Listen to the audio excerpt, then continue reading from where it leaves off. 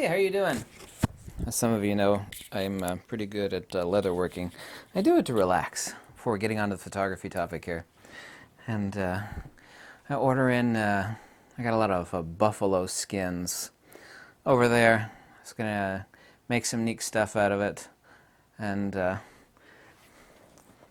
insert juvenile joke here. And I got this in today. I was going to make a hat. Like they used to make hats out of these. And this is a beaver pelt.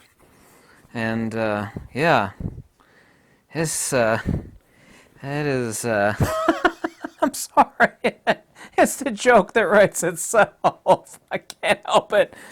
I've never had a beaver pelt before. It's even got his little ears still on there. It's kind of weird. There's his little ears there. But yeah, it is a genuine premium grade beaver pelt. That is. That is. I was gonna make a that joke. That joke would be too easy. I'm not gonna do it.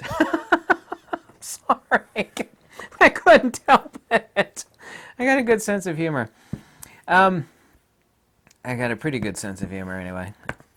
The thing that keeps popping up on the lens and the photography stuff that people don't get, and this actually applies to all lens companies and their lens ecosystem. Doesn't matter if it's Fujifilm or Nikon or Canon. It doesn't apply as much to Sony. They don't have as many autofocus mechs. They have more than a few, so it still applies to Sony. Is that people will, like there's an upgrade, the firmware upgrade for the Fujifilm X-T3 that boosts it to the level of that of the X-T4. It triples, all things being equal, which they never are, boosts the autofocus speed to 3 times, 0.02 seconds versus 0.06 seconds. So makes it 3 times faster, and it also improves autofocus tracking. But if someone sticks an old legacy lens on it, like a 56mm f1.2 or the 27mm Pancake is a perfect example because that lens has a little stepper motor in it and it's not fast at all. The point is that the fastest focusing camera in the world, and I don't care if you think that's an Nikon D5 or the X-T4, it's only as fast as it can drive that lens. People don't get this. This is the thing that I keep coming up against over and over again. Nikon, for example, uses 7 different types of autofocus motor mechanisms for driving their lenses. The driven elements. The reason why they're called driven elements is because they're the elements, internal elements, that are moving for autofocus to occur.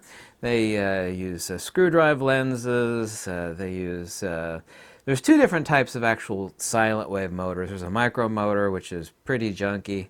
It's a gear-driven motor. And there's a true silent wave motor, which is really smoking fast, and it goes on their better lenses. There's stepper motors. There's a lot of autofocus motor mechs. Fujifilm actually uses, depending on the lenses, uses the linear motors on like their 90, their 200mm f2, the 50 to 140, which uses 3 linear motors. Point is to go on and on about the different types of mech that go in there. And the reason why they choose those is there may not be enough room, or the design allowances don't allow for the absolute best or fastest, or for economical reasons, an inexpensive lens. You don't stick a linear motor in like the XC series of Fujifilm lenses because they're inexpensive lenses. People don't get, well, the camera doesn't seem any faster. It's like, well, what lens do you have? Why is that important? I just upgraded the firmware. The camera should be a lot faster. Well, that's the reason why it's not faster. Okay? Fastest camera in the world can't drive a slow lens really any faster. It can't happen. You could put square wheels on a Yugo, or you could put square wheels on a Super Lamborghini. That Super Lamborghini ain't going to go too fast with square wheels, is it? I don't get it. This is a supercar. It's because you got square wheels on the car. Not that anybody would ever do that. I think it's a pretty good analogy. The other one, and this is the one that I keep coming up with, this is the one, the most pervasive nonsense that exists on the net. And I don't care if you hate me or love me or in between, doesn't make any difference. I am an expert on lenses, and I have a Really, I've actually got a way better spectrum of knowledge of lenses than anybody else on YouTube, and certainly so nearly everybody on the photography forums. I don't care if you like that or not, but it's a fact. And what people don't get is that they'll take some sort of expert photographer, they'll go out and take a picture of a hot chick, for example. Oh, that's beautiful, sunsets behind her. Wow, man, it proves great lens. Doesn't prove anything. You don't judge a lens by the composition of the shot.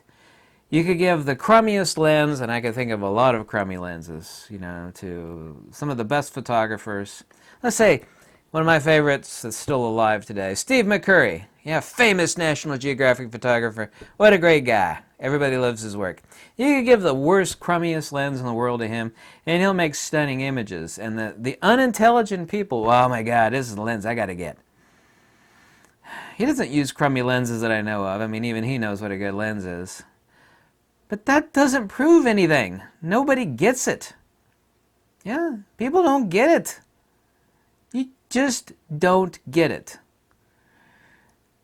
In evaluation of a lens, there's a lot of characteristics, attributes that I look for. I will also, too, point out a hardcore empirical fact. And there are many, many, many examples of this, by the way. The last Fujifilm lens that I was able to borrow, which was the new 50mm f1, I said it was great for low light, but I said it was just absolutely a horrible performer for good ambient illumination, and even worse, horrible for, nice bright sunny days. Just horrible. Oh, that's not, you're crazy. That lens is good. Lo and behold, I'm not going to mention the website, came out and they basically said the same thing. I was one of the first people to review the Tamron 35mm f1.4. I said this is the best lens, one of the best lenses ever made. It's absolutely mind-blowing. It's stunning. Oh, you're crazy. Listen, I've tested more 35mm lenses than anybody out there. There might be some weird guy in Japan that's tested more 30. I said this lens is awesome. Lo and behold, month or so later, reviews get, it's one of the best lenses ever. Incredible bokeh, sharp as heck. So I actually do know what I'm talking about when it comes to lens reviews. But if you think, that a beautiful image compositionally tells you anything about the qualities of that lens, it really doesn't. You actually have to have the breadth of experience of a lot of lenses. People say, it's the best lens in the world. It's like, well, how many lenses do you have? Well, I have 12 lenses. How many lenses have you ever tested? Well, maybe 15. Well, how do you know what a heck a good lens is? People on the photography forums and on these a lot of these YouTube channels, they keep saying less than educated stuff about lenses. Well, compared to what? I should be my motto. I should start selling hats and T-shirts that say compared to what. I said, well, compared to what? What are you comparing it to? Even the people that hate me, it's like, I don't like that guy, but when he says this lens is the best thing ever, I buy it. Because I don't have any affiliate links, and I actually know how to judge a lens. I've always been proven right in the past. If I've made a really bold statement about a lens, other than some sort of specious internet troll, which I hate that word, troll, because it doesn't mean anything, and they're of no importance at all, other than an outlier like that,